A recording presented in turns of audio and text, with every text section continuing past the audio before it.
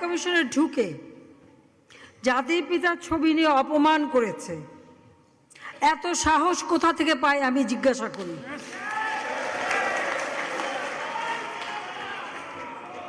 আমি জানি না আমাদের হাই কমিশনার এখন কারা বসেছিল এবং তারা সেখানে কিছুই করতে পারলো না কেন, সেটাও বড় প্রশ্ন।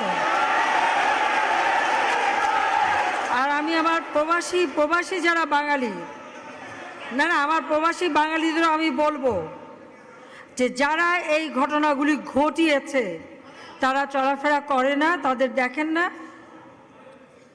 যে হাত দিয়ে জাতির পিতার ওই ছবি নিয়ে তারা ভেঙেছে, তাদের যা উপযুক্ত করা উচিত সেটা করতে হবে।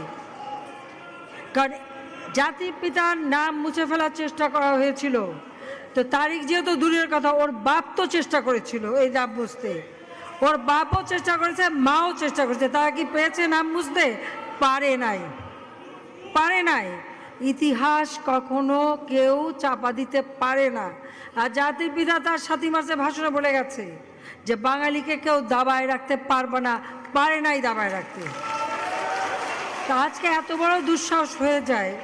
হ্যাঁ, আমি প্রধানমন্ত্রী এসে আমারটা যা করুক ওটা আমি কিছু মনে করি না, কিন্তু তিনি আমাদের জাতির পিতা, যে আইন আছে সেখানে হাত দেবে এত সাহস কোত্থেকে পেল?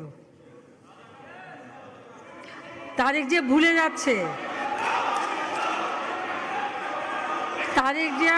যাচ্ছে যে তার মা দুর্নীতি করে জেলে গেছে। আজকে